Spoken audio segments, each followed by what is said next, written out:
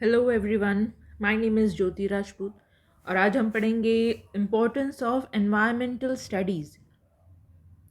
Here in the environmental studies जो environment है वो खुद में ही एक कॉम्प्लेक्स ब्रांच है बायोलॉजी का, जहाँ पर ऑलमोस्ट ऑल द ब्रांचेज आती हैं साइंस की भी और सोशल स्टडीज़ की भी। तो साइंस और सोशल स्टडीज़ की जो भी ब्रांचेज हैं वो सभी एनवायरनमेंट में आती है, इसलिए इसको जो है ये कॉम्प्लेक्स ब्रांच ऑफ बायोलॉजी बनाता है।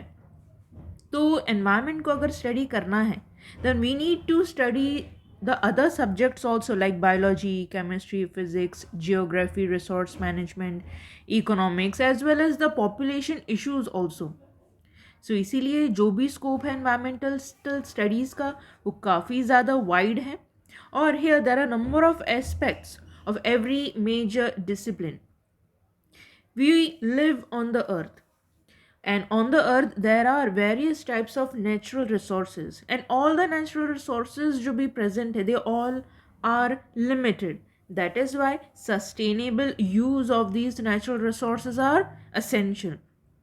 और जो भी लाइफ है हमारे अर्थ में it is supported by the supporting system, और वो सपोर्टिंग सिस्टम जो है that is the water, air, soil, minerals as well as the products which are obtain from the forest, grassland, ocean, agriculture as well as the livestock. Livestock मतलब जो animals जिसका हम rearing करते हैं like cow, buffalo.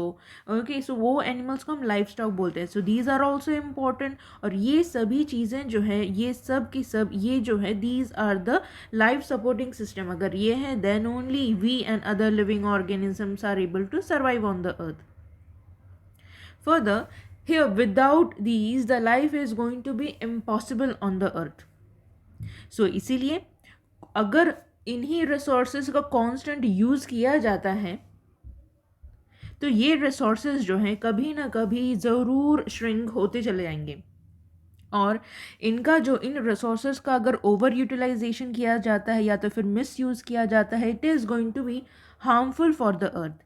सो जैसे for example अगर हम बात करें वेस्ट की, people waste, people they produce huge amount of waste, and they also produce a huge amount of polluted content in the environment। जैसे कि यहाँ पर जब हम प्लास्टिक के बारे में बात करते हैं, प्लास्टिक जो है we produce in huge quantity and of course it is a harmful material, क्योंकि ये जो है इसे काफ़ी लंबा समय लगता है डिग्रेड होने के लिए, and we are polluting the nature which is already clean. So here we are polluting the water, air, soil, we are polluting all the resources which are in the environment. और जब हम plastic की बात करते हैं, plastic जो हम इसका सिंगल यूज़ ही करते हैं, इसका मतलब है बहुत ही हाई अमाउंट में जो है हम एनवायरनमेंट को डिग्रेड कर रहे हैं। Here we also waste huge amount of food and we discard it into the garbage। मतलब कि अगर हम एग्रीकल्चर से फूड प्रोड्यूस तो करते हैं तो दूसरी ही जगह हम इसको ह्यूज अमाउंट में वेस्ट भी करते हैं। एनवायरनमेंट में जो हम सॉलिड वेस्ट प्रोडक्ट्स भी डाल देते हैं। ओके, और इवन जो भी इंडस्ट्रीज़ हैं मैन्युफैक्चर के दौरान, प्रोसेसिंग के दौरान जो भी वेस्ट प्रोड्यूस होता है this is also discarded in the environment, specially in the water resources. Even chemicals को भी लिक्विड वेस्ट है। We pollute the water, we pollute the air by releasing poisonous air in the environment. So इस तरीके से जो humans जो हैं they are producing huge amount of waste, ऐसा वेस्ट जो कि जल्दी डिग्रेड नहीं होता, लंबा समय लगाता है डिग्रेडेशन होने के लिए नेचुरल एनवायरनमेंट में। तो ऐसी चीज़ें जो है अक्यूमुलेट होती रहती हैं हमारे एनवायरनमेंट में, और इसी के वजह से it give rise to huge number of different kinds of pathogens which causes several disease to the plants, animals as well as the human beings. तो ultimately seriously it is affecting a life's. So जब हम बात करते हैं thousands of people they die every year due to the pollution of air and pollution of water। air pollution जो है it causes respiratory diseases, water pollution जो it causes gastrointestinal diseases।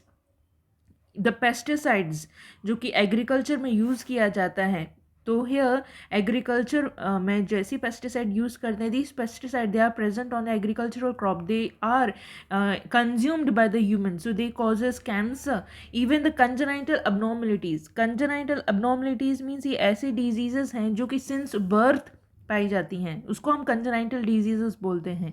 सो इसी condition को प्रिवेंट कैसे किया जा सकता है?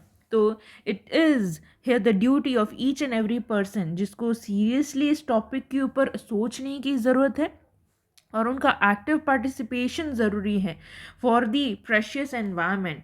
सो इस तरीके से जो we can be able to improve the environmental condition so that it could be good for the future generation. So this is the role of the each and every individual in protecting the environment. Here हम हमेशा नहीं बोल सकते कि government का काम है. We should not alone expect by the government to here to maintain the condition of environment. It is the role of each and everyone. अगर हम सब मिलकर साथ में इस कंडीशन को सीरियसली लेते हैं, then only we will be able to prevent the degradation of the environment. So इसीलिए we should actively take participation in the activities जो कि इन्वॉल्व होती हैं एनवायरनमेंट को क्लीन करने के लिए। सो ये हम सभी की ही रिस्पॉन्सिबिलिटी है to clean the environment and to save the environment. Thank you very much.